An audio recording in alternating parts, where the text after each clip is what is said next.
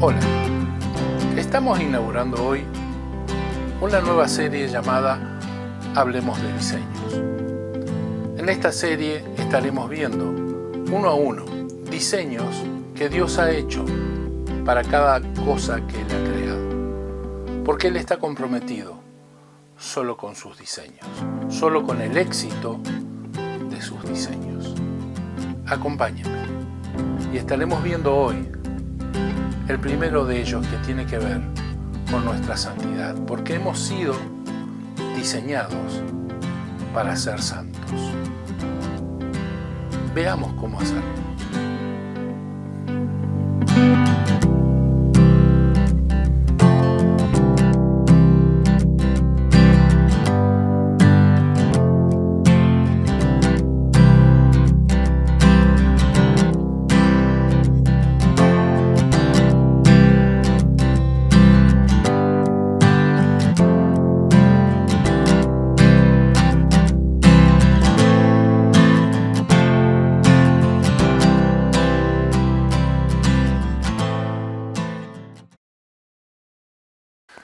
La santidad no es una opción.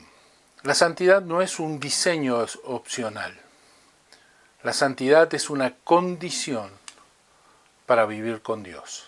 Es una condición para verle. Ya desde el principio del trato de Dios con su pueblo, empezó a marcarse grandemente la diferencia entre el Dios de Israel y el Dios de las demás naciones. El Dios de Israel, dice Éxodo: ¿quién como tú, oh Jehová, entre los dioses? ¿Quién como tú, magnífico en santidad, terrible en maravillosas hazañas y hacedor de prodigios? El Dios de Israel se destacaba por su poder, pero por su santidad. A diferencia de los otros dioses que habían sido hechos a imagen y semejanza de los hombres, cargando con los pecados y las debilidades de sus creadores, de los hombres, el Dios de Israel es el que hizo los cielos y la tierra, creó al hombre y lo hizo a imagen y semejanza suya. Si somos a imagen y semejanza de Dios, la pregunta es ¿cómo debemos ser entonces? ¿Qué nos toca a nosotros? Y la respuesta la da Dios a través de varias citas en la palabra de Dios. Yo voy a tomar solamente la de Pedro, que las resume. Dice Pedro: como hijos obedientes no os conforméis a los deseos que antes teníais, estando en vuestra ignorancia, sino, como aquel que os llamó es santo, sed santo también vosotros en toda vuestra manera de vivir, porque escrito está: sed santos, porque yo soy santo. Ser santo porque Dios es santo, como una razón para la santidad, pero también sed santos como Dios es santo, como una medida de la santidad. La medida es altísima, la medida llega a los cielos, la medida está por los cielos. Debemos llevar la imagen de Dios y la santidad es parte característica de Dios. Y la medida de la santidad de esa imagen es la medida de la santidad de Dios. Muy bien, ahora dice el salmista: la santidad, amén de ser la imagen de Dios, conviene a tu casa. ¿Por qué conviene la santidad a cada uno de nosotros? Porque es necesaria la santidad para verle y para adorarle. En el Antiguo Testamento, antes del sacrificio de Cristo, todo era figura, y era figura en el templo y era figura en el tabernáculo. Y el sacerdote, para entrar a la presencia de Dios, debía primero obrar sacrificios por él y por el pueblo. Debía obrar sacrificios para hacerse santo, como figura de santidad, de limpieza de sus pecados. Y así todo llevaba campanillas y llevaba atada una soga a su pierna, las campanillas, porque mientras él se movía sonaban y sabían que entonces estaba vivo, pero si él había entrado mal, la presencia de Dios lo podía matar y nadie podía entrar a rescatarlo, así que tiraban de la soga para sacarle de ahí. Tan terrible es, aún en la figura, la santidad de Dios. Por eso es necesaria la santidad para entrar al lugar de la adoración, para poder verle y para poder adorarle. Es necesaria esa santidad, esa medida de santidad. Ahora, si tanto nos conviene la santidad, la pregunta es ¿por qué pecamos? Yo puse una lista aquí de excusas por las cuales pecamos. Excusas que he escuchado, que he oído, alguna que se me ha ocurrido. Por error, por inocencia, por desconocimiento, por ignorancia, por desatención, por accidente, por débiles, porque somos forzados por las circunstancias, por necesidad. Si alguna de estas razones fuese cierta, el pecado no sería pecado. Y estaríamos haciendo a Dios mentiroso. El pecado es pecado porque nosotros a sabiendas cruzamos el límite, a sabiendas transgredimos la ley. Y dice Dios que no seríamos puestos en ninguna circunstancia, en ninguna tentación, que fuese más fuerte que nosotros, que no podamos soportar. Y aún estando en esa circunstancia, dice que siempre habrá una salida, que Él iba a poner una vía de escape, una salida de emergencia para que podamos escapar de esa situación. Por eso no es válida ninguna de estas, ni ninguna excusa. Cuando pecamos, pecamos y nos tenemos que hacer responsables. El problema es que la paga del pecado es muerte. Ahora, sabiendo todo esto, ¿cómo es que pecamos? ¿Cuál es la razón que nos hace pecar? La razón es muy antipática. La razón te va a hacer reaccionar, pero es que nos tiene que hacer reaccionar. Nosotros debemos reconocer que pecamos simplemente porque nos gusta. Mil veces me han dicho, a mí no me gusta pecar, a mí no me venga con que a mí me gusta pecar porque a mí no me gusta pecar. Si no le gustara no lo haría. Sin embargo, todos pecamos y lo seguimos haciendo. Pablo corrió una carrera, dice, yo no pretendo haberlo alcanzado, estoy camino hacia el blanco. Y todos los días mejoro, pero lo que quiero hacer no lo hago y lo que no quiero hacer eso hago. ¿Quién me librará de este cuerpo de muerte? Parece ser que Pablo, el que podía decir sed imitadores de mí como yo de Cristo, tenía la misma lucha que tenemos nosotros. Y esa lucha comienza a vencerse cuando reconocemos esto. Que el pecado, por alguna razón, aunque sea momentáneamente, nos trae alguna satisfacción. Nos agrada de alguna manera. Lo preferimos a otra situación. Eso se llama que nos gusta. Que algo en nosotros se deleita en ese pecado, si no, no lo haríamos. Pero como dije antes, siempre hay una salida de emergencia. Siempre pone Dios y hay que descubrir cuál es esa salida de emergencia. Ahora, ¿qué hace entonces que nosotros decidamos hacer lo que nos gusta por encima de lo que a Dios le gusta? Lo que lleva a que nosotros pequemos, lo que lleva a eso que está fallando en nosotros, que hace que hagamos lo que nos gusta y no lo que a Dios le gusta, es la pérdida del temor de Dios. Es nuestro temor a Dios el que está minimizado, el que está disminuido y que hace que pequemos. Dice la palabra de Dios que el temor del Señor es la sabiduría y el apartarse del mal, la inteligencia. Por esto es que pecamos, porque hemos perdido el temor a Dios. Y el temor a Dios se pierde porque Dios se nos ha hecho tan cotidiano, tan de entrecasa. Porque tenemos ahora a Dios tan a mano. No tenemos que ir al lugar santísimo ni obrar sacrificios, porque ya lo hizo todo el Señor Jesús. Ahora Dios me acompaña al supermercado, Dios está cuando me levanto, cuando me acuesto. Y hemos perdido hasta el respeto en el trato. El viejo barbudo, mi papá, papi, papito, che. No voy a entrar en si está bien o está mal, pero todo eso ha relajado el respeto y el temor que tenemos con Dios. Hay cosas que no haríamos en público, pero que sí hacemos en privado. Porque de esto se trata el pecado. Nadie publica sus pecados. Lo hace en secreto, pero cuando lo hacemos en secreto, con el único que estamos es con quién. Con el que justamente no deberíamos agraviar con nuestro pecado. Y eso es Dios. ¿Por qué lo hacemos? Porque hemos perdido el temor.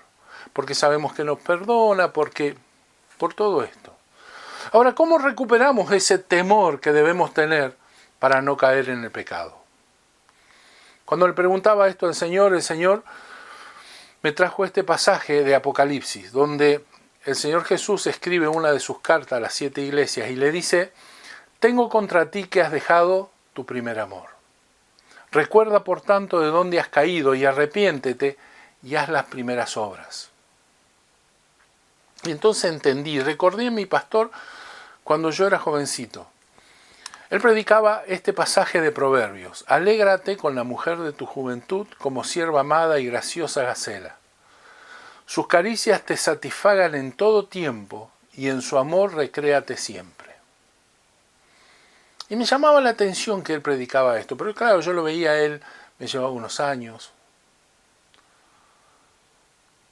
Y yo miraba a mi novia en ese tiempo y decía: esto no me puede pasar. ¿Cómo voy a perder yo el amor que le tengo? ¿Cómo se va a desgastar? Sin embargo, los años pasan y nos pasan cosas. Y yo ya no soy el que era.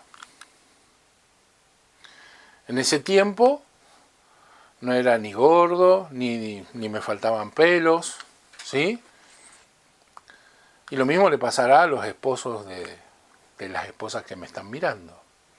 El príncipe azul dejó de ser el príncipe azul para ser ese que está sentado mirando televisión con los pies arriba de la mesita, gordo, pelado, con algún diente menos.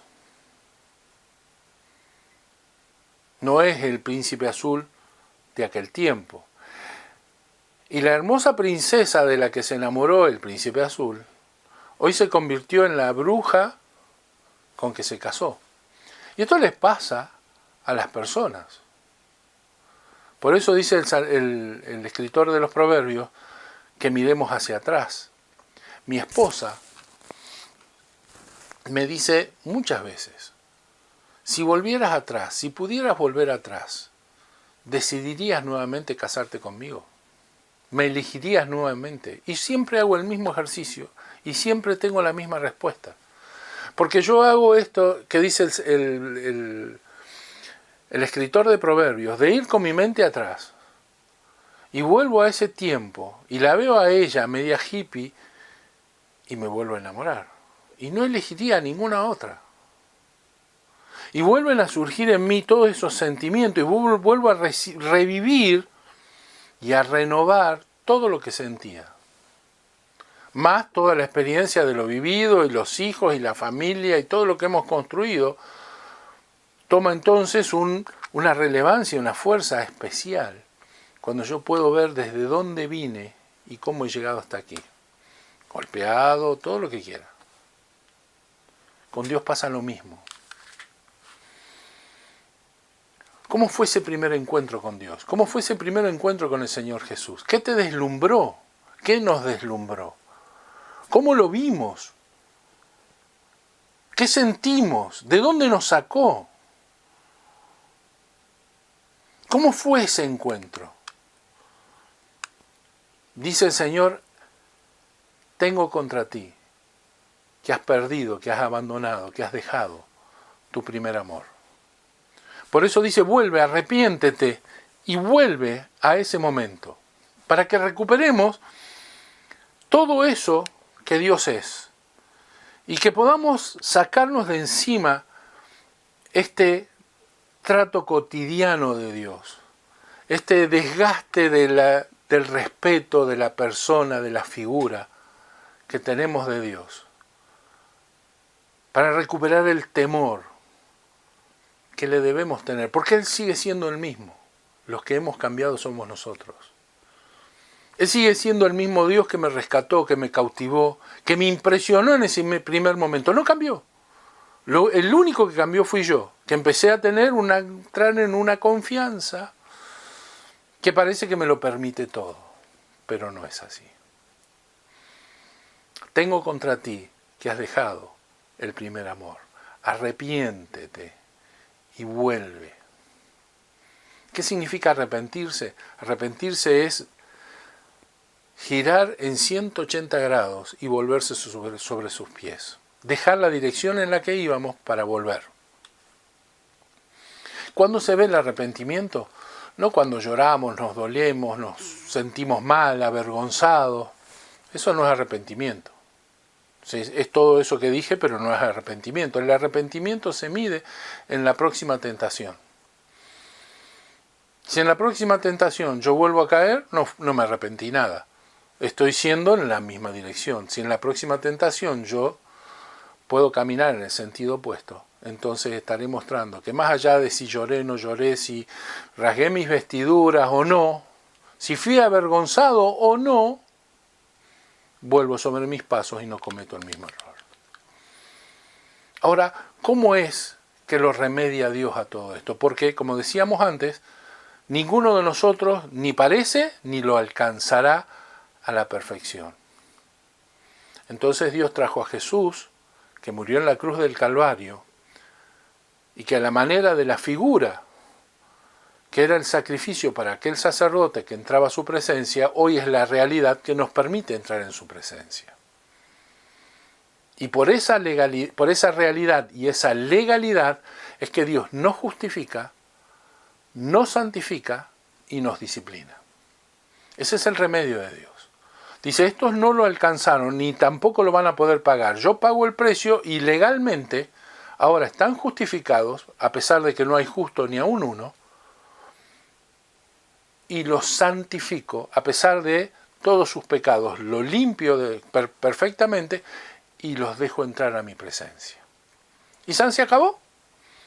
Ya San se acabó para la salvación, pero no termina ahí. El diseño sigue funcionando.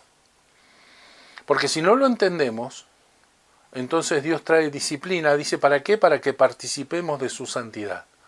Porque si bien Él nos trata como santos, nos trata como justos, nos permite entrar a su presencia, dice también que cuando Él venga, vendrá con retribución y con pago. Y que debemos hacer tesoros en los cielos, y que lo que yo voy a recibir allá es conforme a lo que yo haya construido acá. Y lo que construyo no es por la legalidad de Dios, sino por las obras mías, por lo santo o no que haya sido. Por eso la santidad no es una opción. Y yo pretendo que Dios no me trate legalmente, simplemente. Por supuesto que quiero que sí, porque si no, estoy perdido. La legalidad de Dios la necesito, pero también quiero que se agrade, porque yo batallo para no pelear, para no pecar, y no peco. Y que se goce de estar en la santidad que alcance, ¿sí? Porque la santidad, como te dije, no es una opción. Es el diseño de Dios para ti y para mí. Te bendigo.